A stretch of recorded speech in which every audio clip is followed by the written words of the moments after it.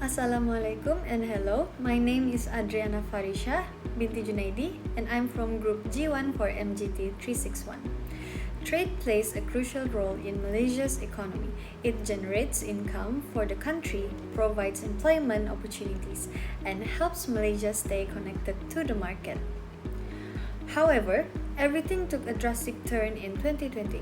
The COVID-19 pandemic brought global activity to a halt. Ports that were once busy became quiet, factories had to shut down, and many businesses faced financial difficulties.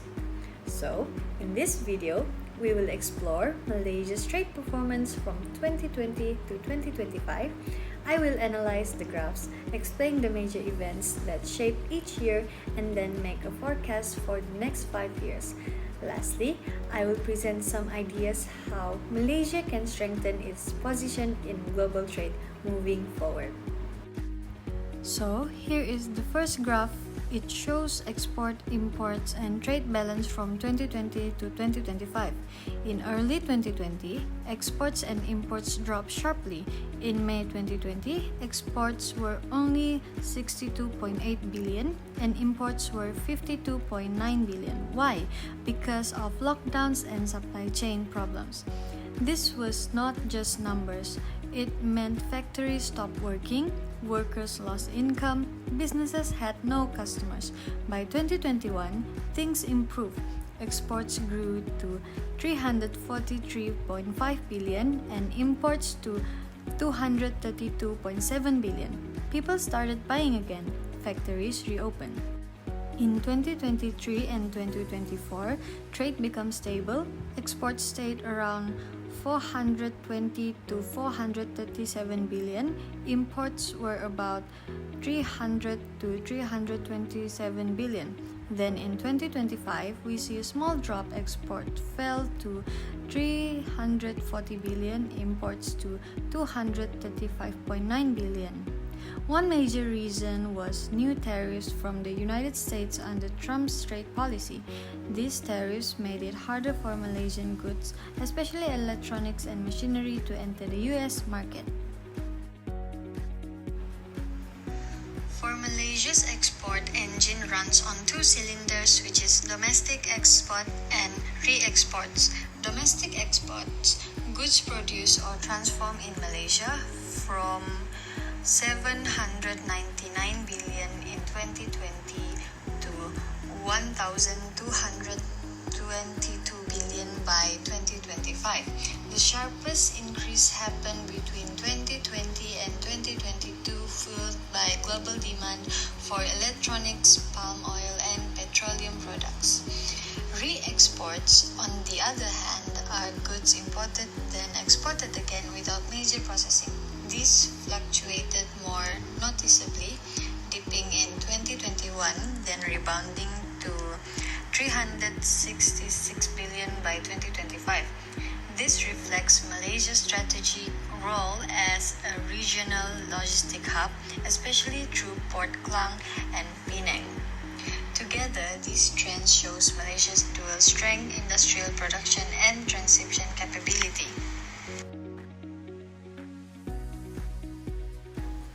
Now, let's take a look at Malaysia's import trends from 2020 to 2025.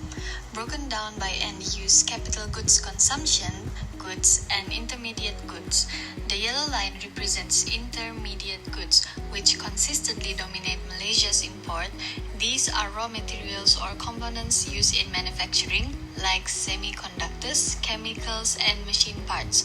Their upward trend until 2023 reflects Malaysia's growing industrial activity, especially in electronics and manufacturing.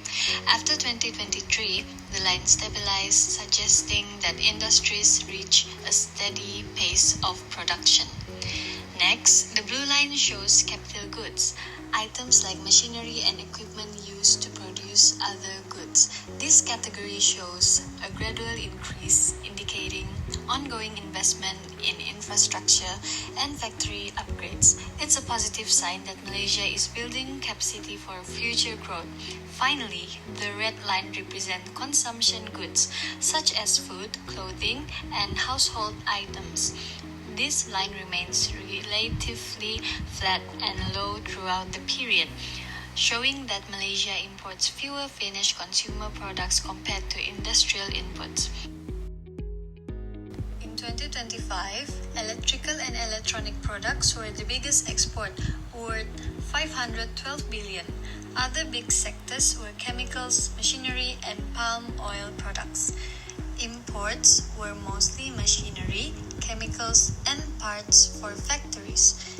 This tells us Malaysia is not just buying finished products to use. Instead, Malaysia brings raw materials and equipment, uses them to make new products, and then exports those products to other countries. This shows Malaysia is building and creating value, not just consuming.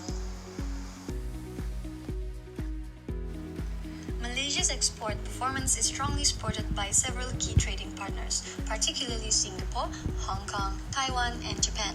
These countries purchase a large share of Malaysia's major export products, especially electrical and electronic goods, which continue to be the backbone of Malaysia's manufacturing sector. Besides electrical and electronic products, Malaysia also exports chemicals and palm oil, both of which contribute significantly to national income. Palm oil, for instance, is one of Malaysia's most important agricultural export and is highly demanded for food processing, cosmetics, and biofuel industries in these countries. This strong export demand helps Malaysia maintain its position as a competitive player in regional and global trade.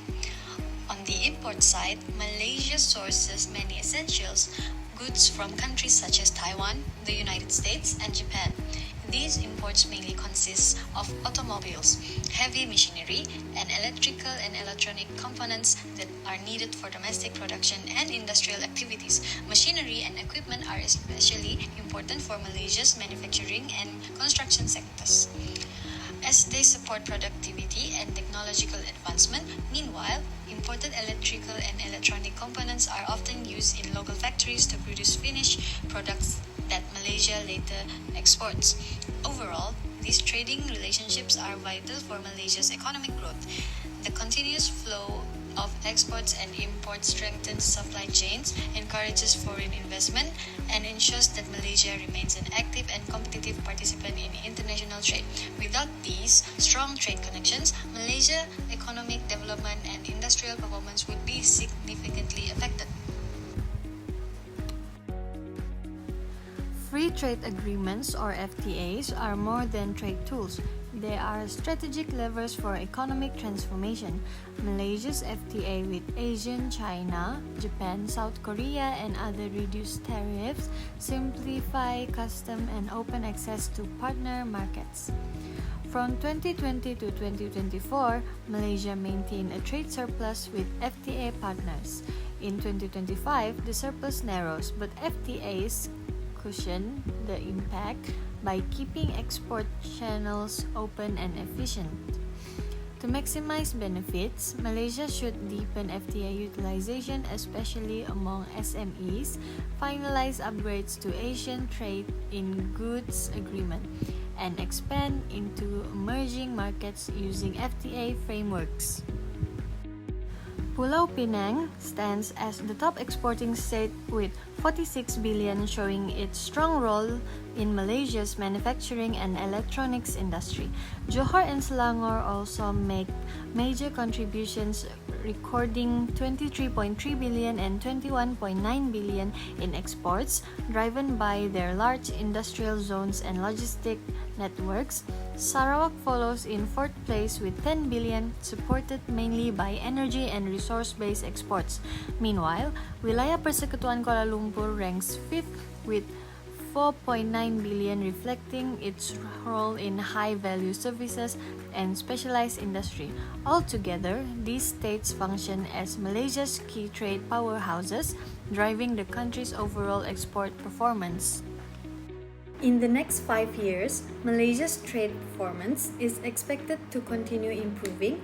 Exports are likely to grow by around 4 to 6% annually, while imports may increase at an even faster pace as industries expand and demand for raw material rises. You might wonder why I am so optimistic. One key reason is the government's commitment to strengthening the economy. Prime Minister Anwar Ibrahim recently announced that 1.1 billion in funding to boost the agricultural sector and support new agricultural projects. This investment will help increase production, enhance food security, and open more opportunities for export. Besides that, Malaysia is also moving towards becoming an AI-driven nation by 2030. These shifts will encourage more innovation, attract foreign investors, and support high technology industry. With stronger agriculture and rapid AI development, Malaysia will be more competitive globally. These efforts are expected to positively influence the country's trade performance over the next 5 years.